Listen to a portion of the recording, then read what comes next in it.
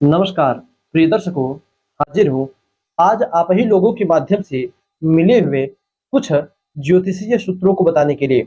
दर्शकों, जैसा कि मैंने पिछली बार वीडियो में कहा था कि आप लोग अपने पास जो आपके सूत्र हो उन सूत्रों को कमेंट कीजिए। तो हमारे बहुत सारे दर्शकों ने कुछ सूत्र हैं जो कमेंट किए हैं। उन सूत्रों को आज मैं आप सब लोगों के सम्मुख रखूंगा।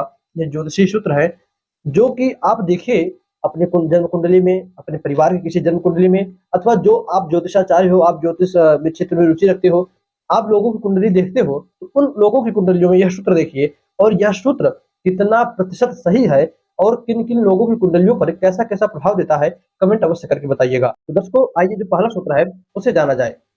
हमारा पहला सूत्र कहता है कि जन्म कुंडली के कमेंट के माध्यम से मिला यह सूत्र पहले को बता दे, तो वह सूत्र कहता है कि कुंडली के पहले भाव में लग्न में राहु हो तो ऐसे जातक के साथ जीवन में हर काम थोड़ा देरी से और जो कह सकते हैं कि बनते बनते बिगड़ जाता है। लग्न में राहु हो तो ये हो गया आपका एक नंबर यानी लग्न। ठीक, अब यहाँ पर राहु देव बैठ जाए तो ऐसे राहु के बैठे हो लग्न में, तो देखिए पापक ग्रह बनकर बैठे, शुभ ग्रह बनकर बैठे, पापक ग्रहों के साथ बैठे, शुभ ग्रहों के साथ बैठे, ये अन्य फलादेश पर डिपेंड करेगा।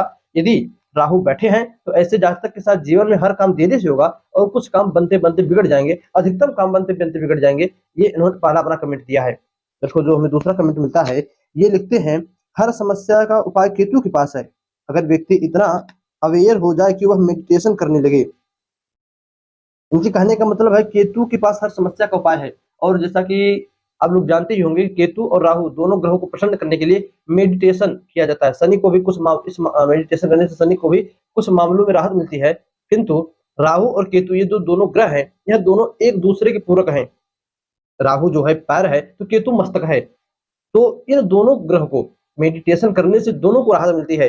यदि किसी की जन्म कुंडली में यह उपाय हो गया एक प्रकार से, यदि किसी की जन्म कुंडली में केतु से अधिकतर दिक्कतें मिल रही हो, उसे बार बार चोट चपेटे लग रही हो, पेट से दिक्कतें हो, केतु से संबंधित कोई गुर्दे में, फेफड़े में दिक्कत हो, शरीर के किसी अन्य अंतर में दिक्कत हो, अंदरूनी भाग में दिक्कत हो, तो मेडिटेशन करे। कोई बात समझ में नहीं आ रही हो, वह जो है डिप्रेशन की ओर जा रहा हो, तो मेडिटेशन करे। मेडिटेशन करने से उससे केतु और चंद्रमा दोनों ग्रह सुधरेंगे।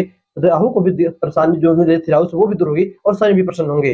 दर्शकों, मेडिटेशन के बहुत सारे उपाय हैं, मेडिटेशन तो हर सभी को करना चाहिए। ठीक, इसके बाद अगला जो हमें कमेंट मिलता है, ये लिखते हैं सूर्य और राहु हो और जातक ऊंचे पद पर हो तो एक बारी में हेवी डाउनफॉल उसी तरह होगा जिससे मुकाम मिला। कहने का मतलब है कि सूर्य और राहु हो और जातक ऊंचे पद में हो, यानी कोई जातक हो वह ऊंचा पद पर हो, चाहे जहां पर अपने ऑफिस में चाहे ऊंचे पद पर हो। ऊंचे पद का मतलब वहां पर सबसे सीनियर हो, चाहे पुलिस विभाग हो गया, मिलिट्री विभाग हो गया, या राजनेता विभाग, राजनीति कर सकते हो, और भी कोई बहुत सारे आप जो भी काम करते हो उसमें यदि आप सबसे ऊंचे पद पर हो और आपकी जन्म कुंडली में सूर्य प्लस राहु ये दोनों ग्रह एक साथ युति करके बैठ जाए, आपकी जन्म कुंडली में दोनों ग्रह कहीं पर भी, इसमें सप्तम भाव में जरूरी नहीं है, पर कहीं पर भी पहले से लेकर 12वें तक पूरे कुंडली में कहीं पर भी राहु और सूर्य एक साथ युति करके बैठे हो, सबसे पहले तो ये सूर्य ग्रहण योग बनता है। दूसरा, यह जातक को अपनी जातक दशा अंतर दशा में बहुत तेजी से नीचे भी लेकर गिराता है। चाहे आपका वो नौकरी छूट जाए,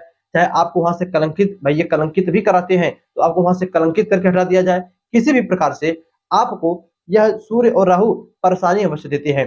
दर्शकों, इसी प्रकार में जो अगला कमेंट मिलता है, यह लिखते हैं बुध चंद्रमा की युति भी सही शिक्षा लेने में अवरोध देती है, आप चेक कर सकते हो।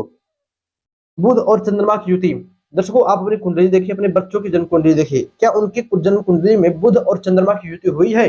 और यदि हुई है तो क्या उनकी पढ़ाई में किसी भी प्रकार से दिक्कत आ रही है? देखिए, दिक्कत कई तरीके से आ सकती है। अभी भी जो लॉकडाउन था उसमें बच्चों को पढ़ाई में दिक्कत थी, चाहे उनकी तबीयत खराब हो जाए, वो कहीं घूमने चले जाए, या स्कूल ही बंद हो जाए, कोई भी कारण हो सकता है उनकी पढ़ाई में दिक्कत आने का, चाहे उनको वह भाषा, वह चीज, वह पढ़ाई समझ में ही नहीं आ रही हो।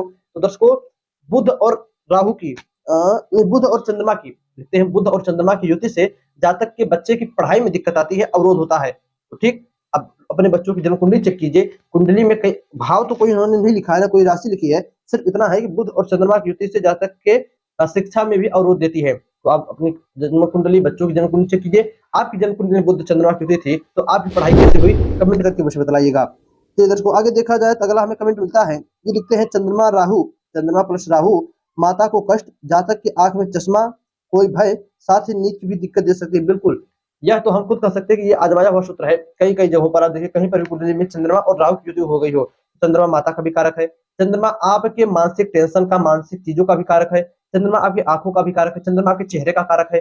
तो चंद्रमा राहु पापक ग्रह साथ में बैठ जाए, जातक के माता को परेशानी, मानसिक चीजों का कारक है, तो मानसिक दिक्कतें, चाहे चिड़चिड़ापन हो जाए, चाहे गुस्सा अधिक आने लगे, चाहे मानसिक टेंशन बन जाए, चाहे ये लिखते हैं कि कोई भय, तो बिल्कुल एक मन में अजीब सा डर भी, किसी भी प्रकार का डर, डर भी किसी भी प्रकार का डर हो सकता है जातक को, तो किसी भी प्रकार का एक डर, अथवा ये लिखते हैं कि आंखों में चश्मा, तो आंखों का कारक है, चेहरे का कारक है, तो आंखों से भी दिक्कतें आ सकती है, तो आंखों में चश्मा लगना भी आम बात है। चलिए दर्शकों, अगला हमें जो कमेंट मिलता है, ये लिखते हैं कि लग्न का मंगल हो तो जातक गिरेगा फिर उठ जाएगा, उसका जीवन ऐसे ही चलता रहेगा।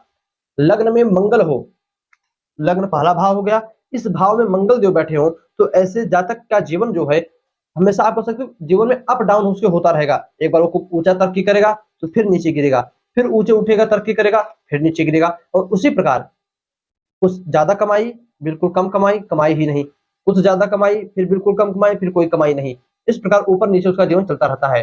दर्शकों, बस आज इतना ही, हमें जो भी 5-7 सूत्र थे इतने ही मिले थे, और किसी जातक ने तो ऐसा कोई कमेंट किया नहीं, बाकी सभी लोगों के प्रश्न है जन्म कुंडली से संबंधित।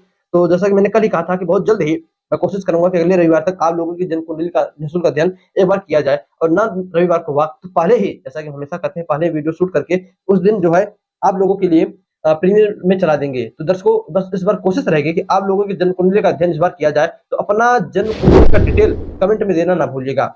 दर्शकों, बस आज के लिए इतना ही, याद दीजिएगा इसमें से कौन कौन से सूत्र, जो भी मैंने 7-8 सूत्र बताए, उनमें से कौन कौन से सूत्र आपको अच्छे लगे, और कौन लगता है जन्म कुंडली देखने के बाद यह सूत्र सिद्ध है, जातक को उपाय, जातक को यह अपना फलादेश पूरा देता है। दर्शकों, उम्मीद करता हूँ आपको आज की वीडियो अच्छी लगी होगी। चलिए जा दीजिए, पुनः से मुलाकात होगी किसी नए वीडियो में नए टॉपिक के साथ। तब तक के लिए नमस्कार।